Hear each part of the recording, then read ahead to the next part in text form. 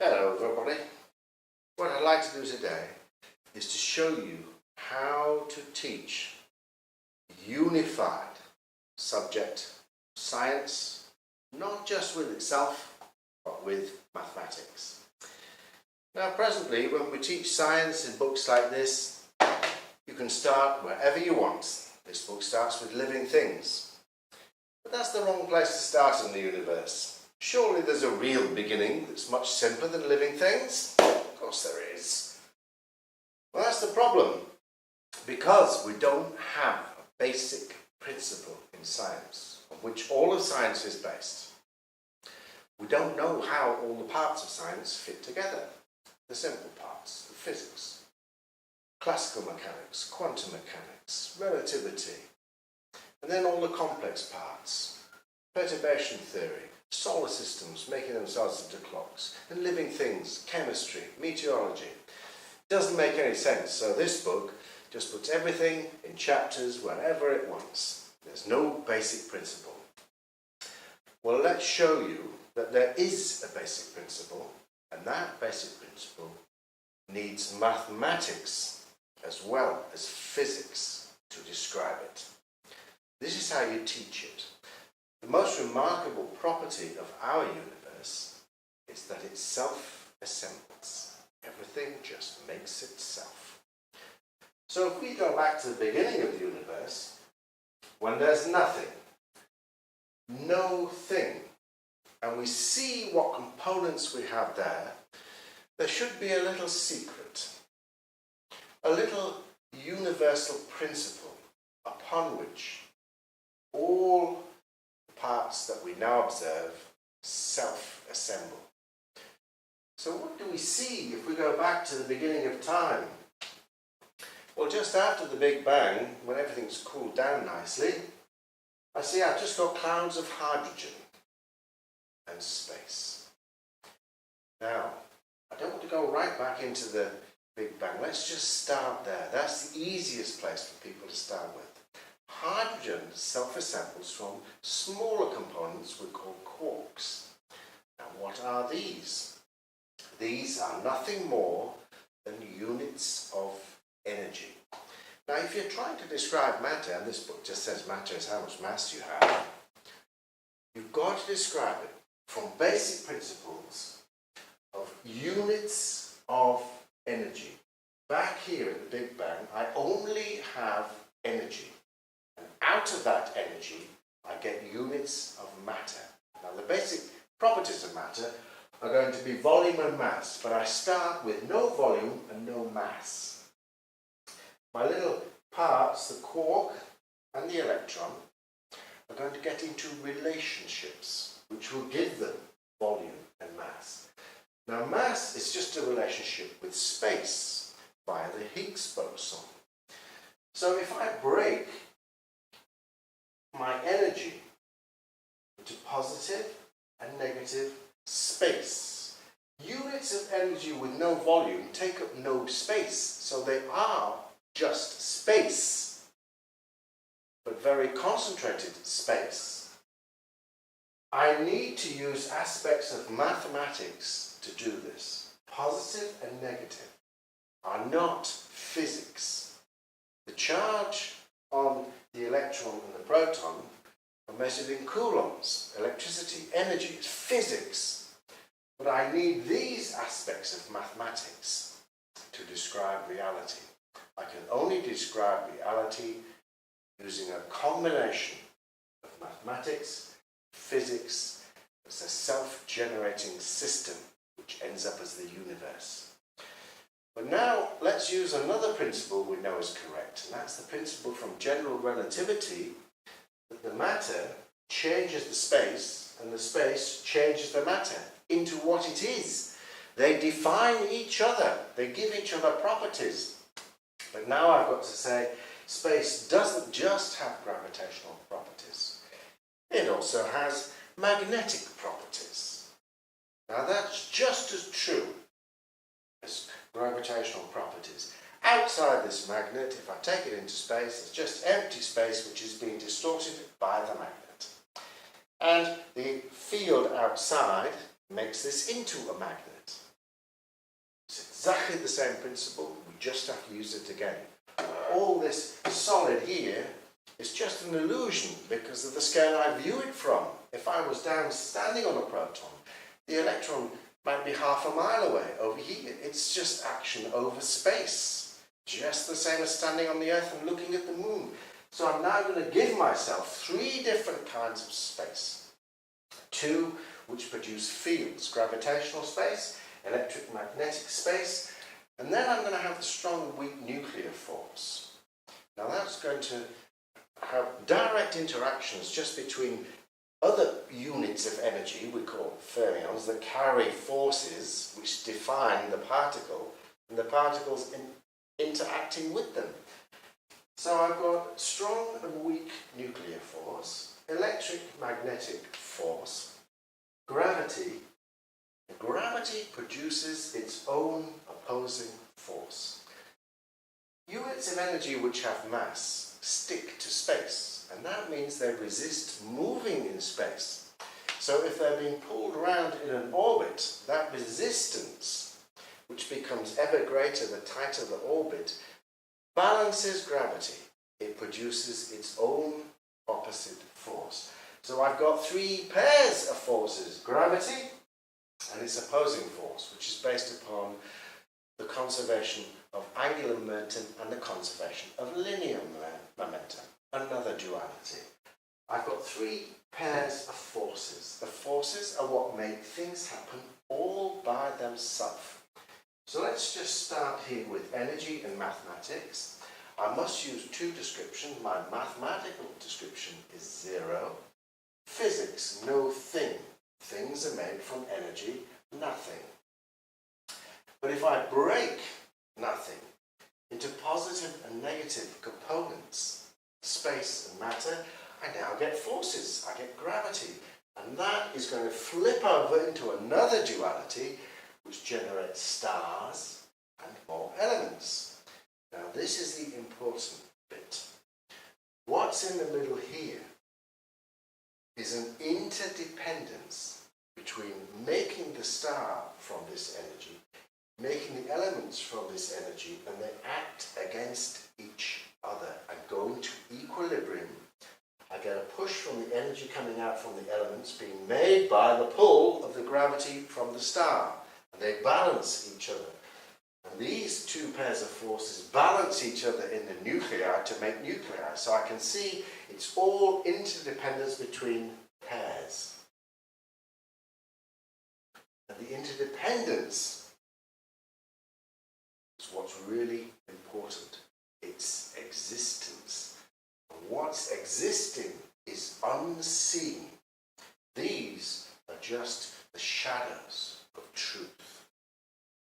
What's holding them in existence is the mathematics, which gives you ratios. The fine structure constant up here. The large structure constant, 10 to the 38, the ratio between gravity and the strong force. Now that's just a balancing act, and I see also the way that numbers fit together in three pairs. It's the same in mathematics and physics. I've got the imaginary numbers of space. But I've also got my real numbers of atoms, which come in asymmetric partners, strong and weak, and that just means that they're different. Each one causes the other. And symmetric partners, electric, magnetic, positive and negative, they're exactly the same. So now I can add these onto the diagram with imaginary numbers and real numbers, and I get another pair of axes, completing diagram. So this is the self-assembly. The existence is the interdependence between the components that we observe. And it's that existence which we call life. We say the birth of a star, the death of a star. But it's the interdependence in between all the parts of my body which hold it in existence, the mathematical ratios which all balance. This is the simple part of the universe, just atomic nuclei and stars. And that flips over into complex parts here at three components. Here I've got everything in twos, balancing. But as soon as I get to 3 components, it all changes, and my algebra changes into very complex mathematics. Now this was discovered by Newton, who found that his mathematics didn't work for 3 bodies. Poincaré comes along and shows that the mathematics that works for 3 bodies isn't algebra.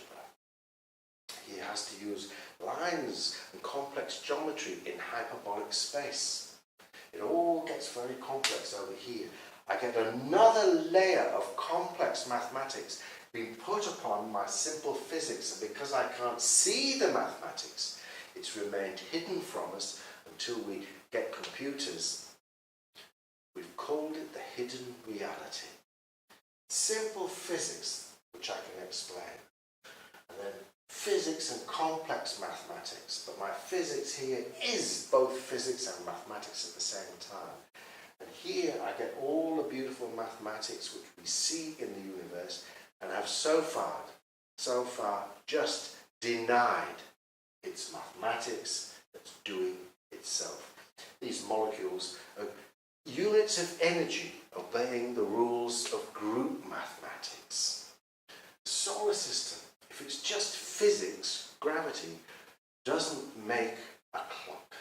It doesn't all balance itself out.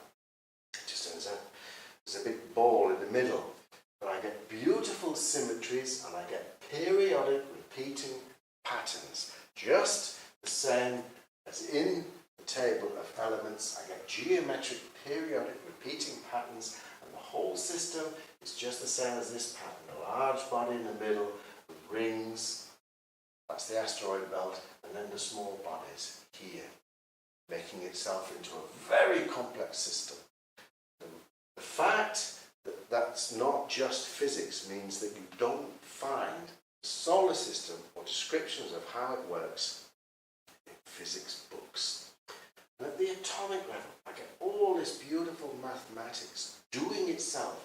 I need repeating cycles. I need repeating cycles to conserve information. When I go back here, I'm changing my energy into ever more mathematics. If I just have energy and deplete it using entropy, where is it going? The mathematics is becoming ever more ordered and structured and complex. A compound eye, a relationship between circles and hexagons, a beautiful relationship. Very, very complex molecules which need imaginary numbers and complex analysis to deal with this mathematics. I see all these beautiful shapes and of course fractals. Now here is the interdependence. This is the Lorenz Attractor, and I can see 2 mathematical values which are holding this system in existence. Now, I'm made of the same energy, the same material. I can only experience it if I'm made of the same matter. If I'm made of something different, like a neutrino, I would pass through a light year of lead and all I would see is dark, black, empty space. I can't experience it. But because we directly come out of this material and turn around and are curious and observe it, and we bring the mathematics into reality, that hidden reality, we can decide that the zero that we live in here, which is the sum of all the positive and negative parts of the universe, is different from the zero, which is nothing back here at the beginning. So this zero is the zero we call everything. And I can distinguish between them because I'm made of the same material. You can test this with students if you ask them which zero is positive and which is negative. They will always do this. That one is positive. That one is negative. And now once again, I've got a third partner in the complex part. I've got 2 zeros, my duality, But the third partner, the observer, is able to decide which mathematics is which. 0 doesn't mean nothing. It's a placeholder. It's a mathematical unit without physical parts. I've still got a place, like having a cup with no water. I've got to have these dual answers. I can't explain the universe from any singular position. That's what we've been trying to do since Newton. Can't be done. Can be done if everything is dualities that flip over into complex three-part systems. So this is a system. Internal relationships, different from the mathematical set. The set of objects in this room is the external parts, which distinguish now a set from a system. One unit of 3 behaves very different from 3 units of 1. We used to say they're the same. Now we can see they are different. So this completely changes the way that we teach science and mathematics. They must be taught together. Very young students can see all this progression. They don't have to remember it all, they just have to see it's logical and start very simple as a combination of energy and mathematics, and I do get the reality that we see over here without contradiction. It must be taught like this. And this can be a big chart that goes up on the wall, and slowly, they just get used to it and they just start to fill it in. If you go back to try and teach like this, it doesn't make any sense whatsoever. So there we are, a new reality, a new perspective, which all mathematics and science teachers have to take on board. Once you've got this, you can't go back. As soon as it's in your head and it's clicked, and that takes a little time, you just start to use it subconsciously. And you find yourself in the lesson thinking, oh yes, of course, that's how it is. Thanks for watching. Bye-bye.